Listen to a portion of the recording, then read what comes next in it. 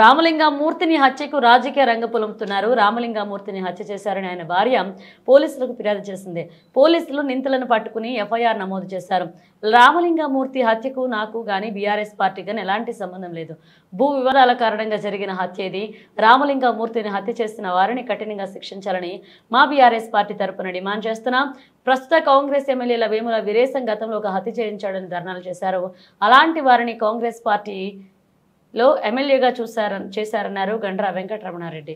అక్కడ ఉండేటువంటి పోలీస్ అధికారుల దగ్గర కంప్లైంట్ చేసినట్టుగా, ఇతను వాళ్ళ మీద కంప్లైంట్ చేసినట్టుగా, మరి వాళ్ళు ఇరువురు కూడా మరి ఇద్దరి మధ్య వైరుధ్యం ఉందనేది చాలా స్పష్టంగా ఉన్నది. కాబట్టి అది ఆ కోణంతో చూడకుండా ఈరోజు మా మీద బట్టగాల్సి మీదేసి మీదే బాధ్యత అనేటువంటి పద్ధతిలో చేయడం ఏదైతుందో దీన్ని మేము తీవ్రంగా ఖండిస్తున్నాం. ఈ హత్యకు నాకు కానీ బీఆర్ఎస్ పార్టీ కానీ ఎలాంటి సంబంధం లేదు.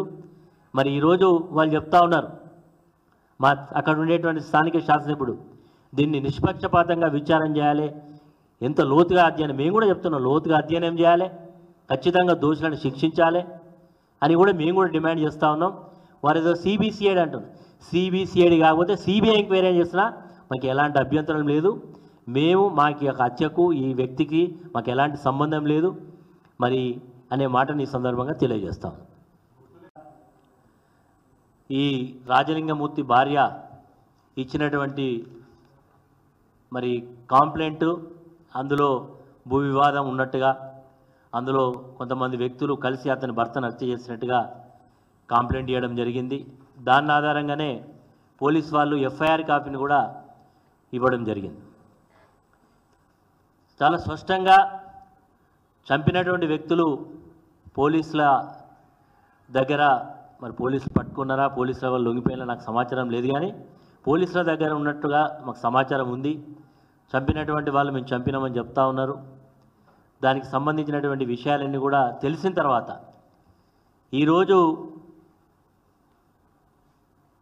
వీళ్ళు మాట్లాడేటువంటి మాటలు చూస్తూ ఉంటే ఈ యొక్క హత్యా కోణాన్ని రాజకీయ దురుద్దేశంతో బీఆర్ఎస్ పార్టీ పైన, సాక్షాత్తు మాజీ ముఖ్యమంత్రి కేసీఆర్ గారిపైన, హరీష్ రావు గారిపైన, నాపైన చుట్టేటువంటి ప్రయత్నం చేస్తున్నట్టు కనబడతా ఉన్నది. ఎందుకంటే ఈ యొక్క రాజలింగమూర్తి అనేటువంటి వ్యక్తి కాళేశ్వరం ప్రాజెక్టు మీద ఒక కేసు వేసిండు. ఆ కేసు వేసినందుకే మంత్రి అయితే సాక్షాత్తు వెంకటరమణారెడ్డి హత్య చేయించిండని చెప్తా ఉన్నాడు. ఏ ఆధారంతో ఆయన మాట్లాడుతున్నాడో ఆయన నోటికే మొక్కాలి. ఈరోజు ఆయన పార్టీ శాసనసభ్యుడిగా ఉండేటువంటి వేముల వీరేశం అనేటువంటి ఈరోజు ప్రస్తుత శాసనసభ్యుడు గతంలో ఒక హత్య చేయించిండని చెప్పి ఆ రోజు ధర్నాలు చేసినటువంటి సందర్భాలు మనం చూసినాం. అసెంబ్లీ వేదిక మీద కూడా లేనటువంటి మాటలు అనేకం మాట్లాడినట్టు చూస్తాం.